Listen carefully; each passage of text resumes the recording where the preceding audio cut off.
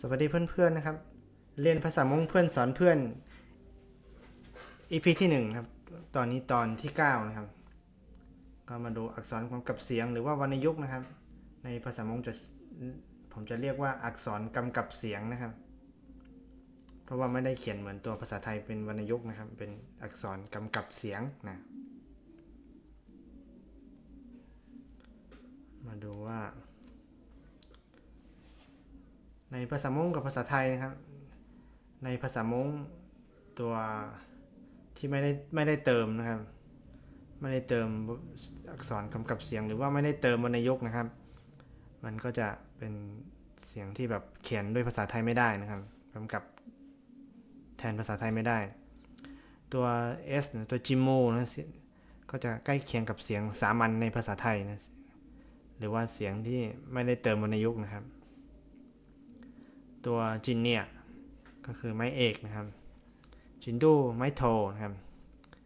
จิเชียไม้ตรีตัวจิกู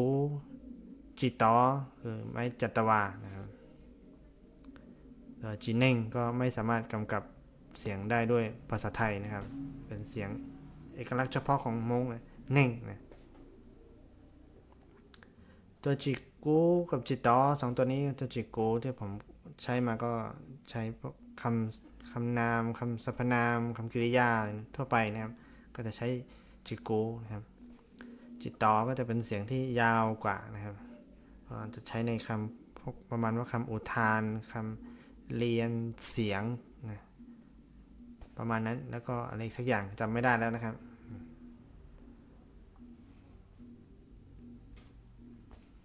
มาดูกันในภาษามงนะครับตัว K นะครับก็เท่ากับตัวกอไก่ตัว P ปอป้านะครับก็ใกล้เคียงกับปอปานะจอฮอชอเสียงก็คล้ายๆกับชอช้างชอเหมือนกันทีนี้ดูเคนะกออากานะกออากานี่ก็ไม่สามารถเขียนได้ด้วยภาษาไทยนะครับเขียนไม่ได้ปออาปาจอฮอชออชอเสียงจะสูงกว่าภาษาไทยนิดนึงนะกออากานะต่อไปกออากาจิมูกาก็เสียงก็จะใกล้เคียงกับกออากานะครับปออาปาจิมูปาปออาปาเห็นไหมครับจอฮอชอจอฮอชออชอจิมูชอ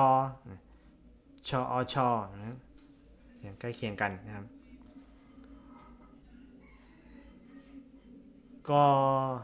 อากออากาจิเนียกะกากะเห็นไหมกออากาไม่กะเสียงใกล้เคียงกันต่อไปปออาปาจิเนียปะปออาปาไม่ปะนะปออาปาไม่ปะนะปออาปาจิเนียปะ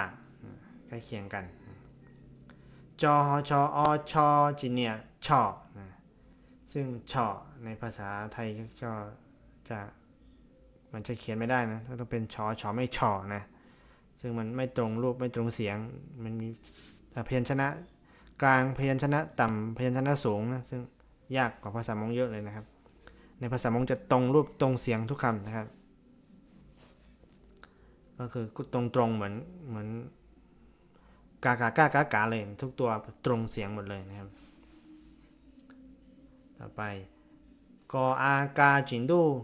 กากาก็ใกล้เคียงกับกออากาไม่โทกาปออาปาจินดูป้าก็ปออาปาไม่โทป้านะใกล้เคียงกันต่อไปจอฮอชออชอจินดูช่อก็ชอชอไม่ช่อนะเสียงใกล้เคียงกันครับก็อากาจิเชียกากาก็อากาไม่ตีกะใกล้เคียงกันปออาปาจิเชียปะปออาปาไม่ตีปะ จอฮอชออชอจีเชียชอชออชอไม่ตีชอ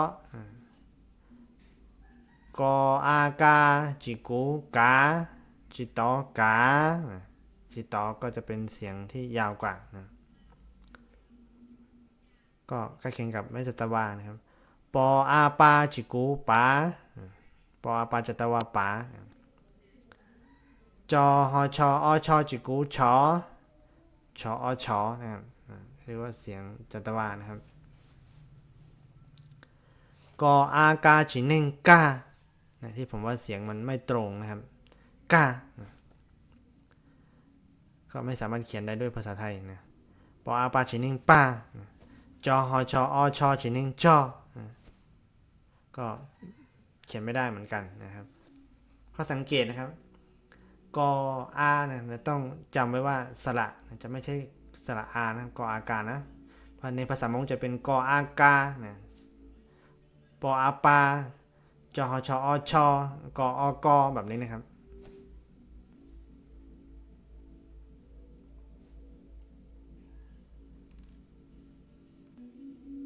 ก็จบแล้วนะครับไปก็ติดตาม EP ต่อไปนะครับอย่าลืมทำการบ้านท่องจำให้ได้นะครับถ้าท่องจำ1ตัวทั้งหมดได้แล้วเรียน EP ต่อไปจะเรียนสนุกนะครับ